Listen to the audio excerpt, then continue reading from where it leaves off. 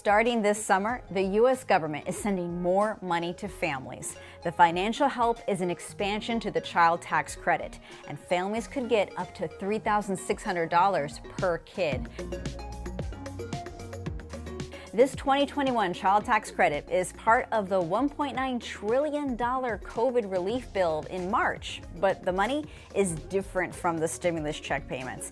This is a separate thing, which should roll out in July as a series of payments. And the amount of money all depends on the age of the kids and how much income you reported making on your taxes.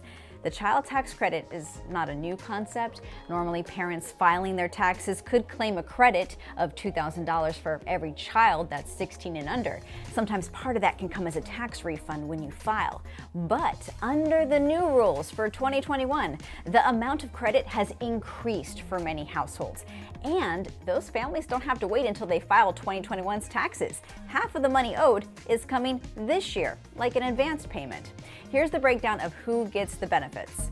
If you are a single tax filer, you need to have an adjusted gross income of $75,000 or less to get the full child tax credit amount. Heads of households need to have an adjusted gross income of $112,500 or less to qualify for the full amount. And married couples filing jointly need to have an income of $150,000 or less to qualify for the full amount. The age of each child matters. Parents of children ages 5 and younger can get $3,600 per kid. That includes babies born this year.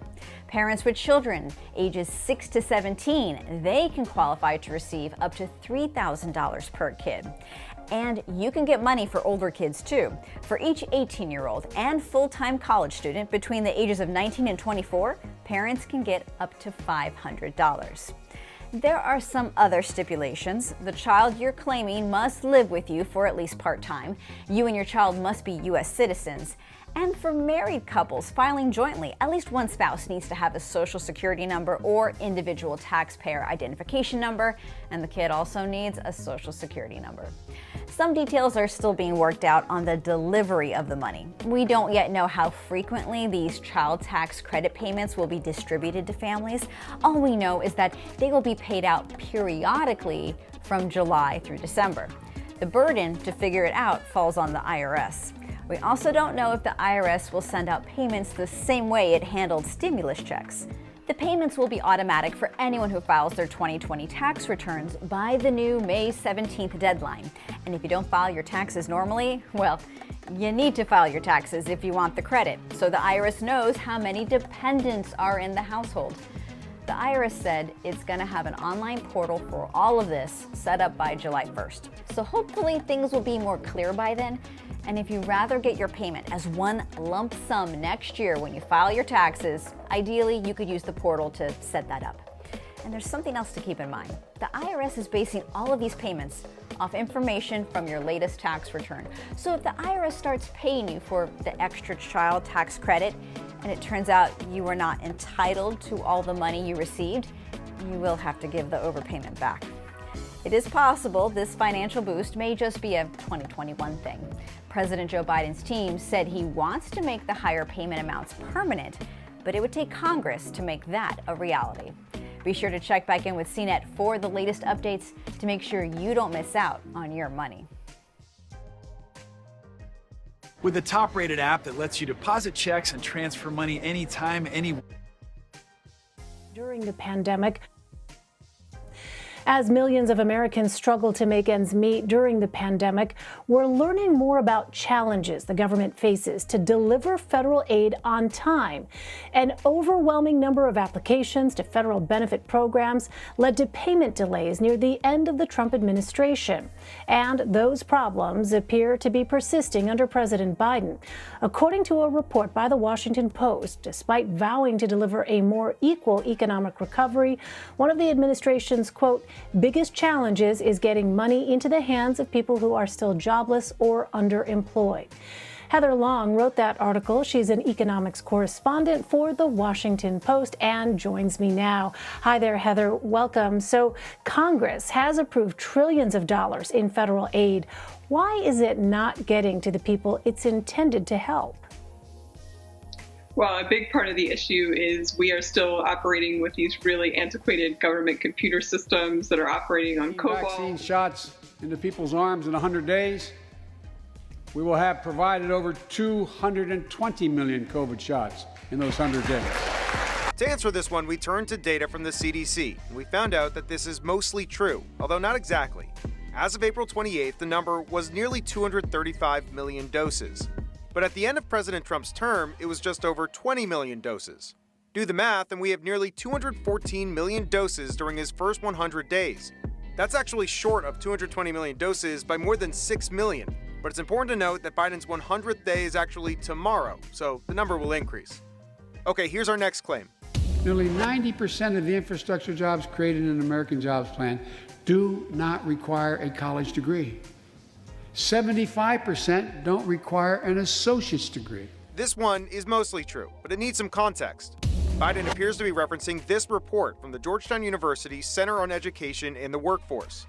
It found that Biden's proposed American Jobs Plan could create or save some 15 million jobs over 10 years, of which 75% would be for people with no more than an associate degree, a college degree. Lastly, here's a question we're seeing a lot online. People asking why this is not being referred to as a State of the Union speech. And the answer here is pretty simple, according to a report from the Congressional Research Service. Biden just got inaugurated, so it's become tradition to hold off on a formal State of the Union. But eligible for another round.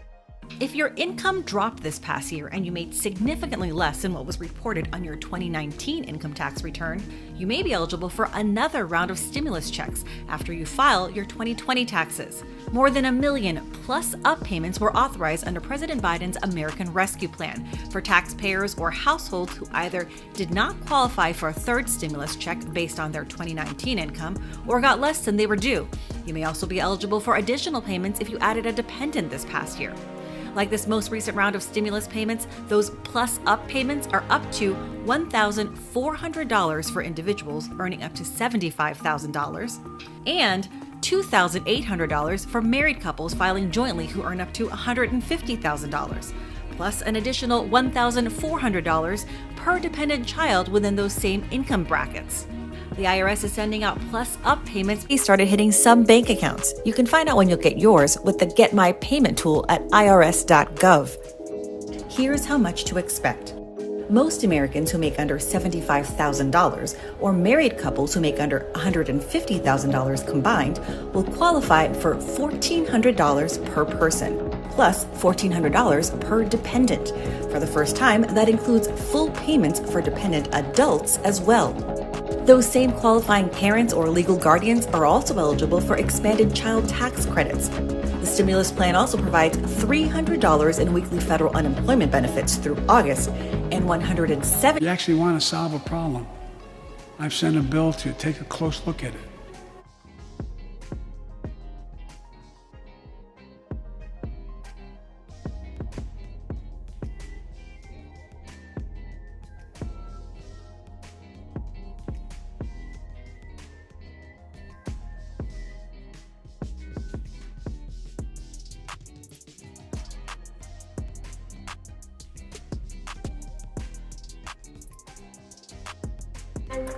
We kept our commitment, Democrats and Republicans, of sending $1,400 rescue checks to 85% of American households. During these 100 days, an additional 800,000 Americans enrolled in the Affordable Care Act, and the economy created more than 1,300,000 new jobs in 100 days.